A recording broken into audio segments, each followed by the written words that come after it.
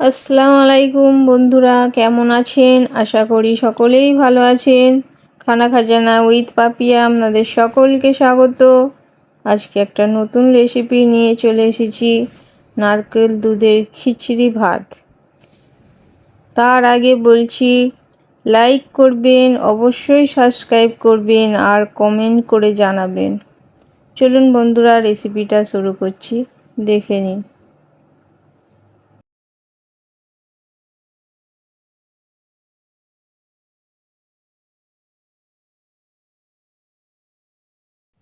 চাল নিয়েছি 1.5 কিলো, ডাল ছোলার ডাল নিয়েছি 500, নারকেল দুধ নিয়েছি 2টো নারকেল দুধ, পেঁয়াজের বেরেস্তা, চিনি, লবণ, তেজপাতা, এলাচ, সাদা তেল আর নিয়েছি ঘি।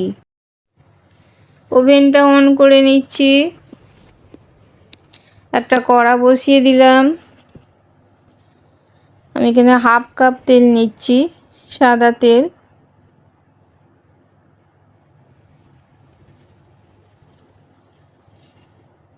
আমি তেলেতে ছোলার ডালটা ভেজে নেব। 500 ছোলার ডাল নিচ্ছি। আমি এটা ছোলার ডালটা আগে থেকে আমি 1 ঘন্টার মতো ভিজিয়ে রেখেছিলাম। ভিজিয়ে রেখে ভালো করে ধুয়ে পরিষ্কার করে জলটা ঝারিয়ে নিয়েছি।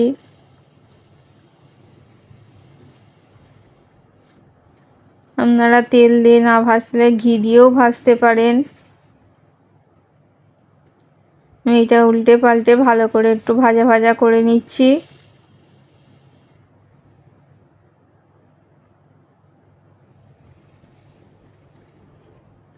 আপনারা ছোলার ডালের বদলে মুসুরির ডাল দিয়েও আপনারা এই খিচুড়িটা বানাতে পারেন। ডালটা ভাজা ভাজা হয়ে গেছে। আমি এখানে একটা হাঁড়ি বসিয়ে দিলাম, ঘি দিয়ে দিলাম। এখানে আমি 1 কাপের বেশি ঘি নিয়েছি। তেজপাতা আর এলাচটা দিয়ে দিলাম। আমি 7-8টা এলাচ দিয়েছি আর তেজপাতা দিয়েছি। আমি এখানে 1.5 কিলো চাল নিয়েছি। বাড়িতে যে চাল সবসময় ইউজ হয় সেই চাল দিয়েই আমি এই খিচুড়িটা রান্না করছি। আপনারাও যে কোনো চাল দিয়েই রান্না করতে পারেন। ভালো করে ভাজা ভাজা করে নিচ্ছি, একটু নাড়াচাড়া করে নিচ্ছি। দিয়ে আমি ডালটা দিয়ে দিচ্ছি। মুসুরির ডাল দিয়ে করলে ডালটা একদম গলে যাবে। ছোলার ডাল দিয়ে করলে ডালটা গলবে না, নরম হয়ে থাকবে, গালে পড়লে ভালোই লাগে। আর মুসুরির ডাল দিয়ে করলে ভাতের সঙ্গে মিশে যায়, সেটাও খুব দারুণ খেতে লাগে। এটাকেও ভালো করে নাড়াচাড়া করে একটু ভাজে নিচ্ছি। আমি যতটা ঘি আছে ঝারিয়ে সবই দিয়ে দিলাম।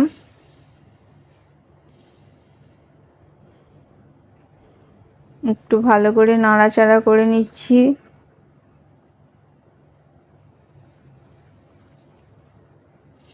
দেখবেন জালটা যখন ফুটবে, একটা একটা নাড়তে নাড়তে যখন ফুটে আসবে, তখন নারকেলের দুধটা দিয়ে দেবেন, না যেন তলায় বসে যায় চালটা।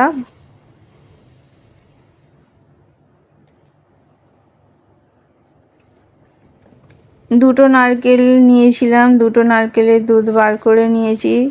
1 হাঁড়ি আমি দুধ বার করেছিলাম। আপনারা এখানে বেশি পরিমাণেও নারকেল নিতে পারেন। শুধু নারকেলের দুধ দিয়েও আপনারা এই খিচুড়িটা বানাতে পারেন।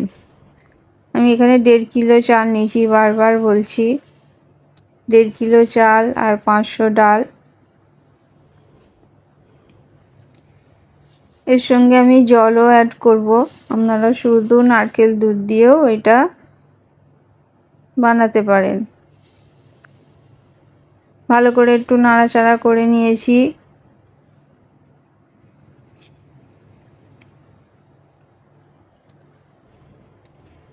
লবণটা দিয়ে দিচ্ছি। আমি এখানে 2 চামচ লবণ দিলাম।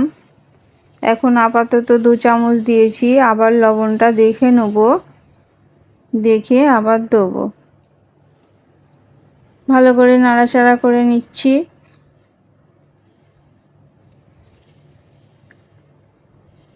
এখন বর্ষাকাল, এই বর্ষাকালের সময় আপনারা যদি এই রেসিপিটা বানিয়ে খান খুবই ভালো লাগে খেতে। এর সঙ্গে খুব ভাজা, যত রকম ভাজা ভালো লাগবে খেতে। ঢাকনাটা দিয়ে দিলাম, ঢাকনাটা খুলে নিচ্ছি। ভাতটা ফুটে গিয়েছে, নাহলে উতলে পড়ে যাবে দুধটা। একটু ভালো করে নাড়াচাড়া করে নিচ্ছি। এর মধ্যে আপনারা লবণটা একটু দেখে নেবেন। আমি চিনিটা দিয়ে দিচ্ছি, আপনারা যেরকম মিষ্টি পছন্দ করেন সেরকম খাবেন। আমি এখানে 100 গ্রাম চিনি নিয়েছি।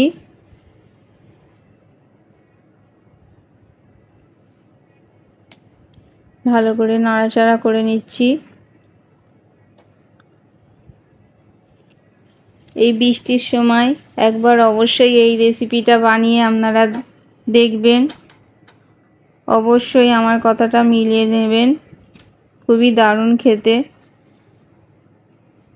দুধটা অনেকটাই ভাতের মধ্যে টেনে নিয়েছে, একটু হতে বাকি আছে বলে আমি আবার একটু জল অ্যাড করছি। লবণটাও দিলাম, 1 চামচ লবণ দিলাম, দিয়ে ভালো করে নাড়াচাড়া করে নিচ্ছি। একটু ঢাকা দিয়ে দেবো।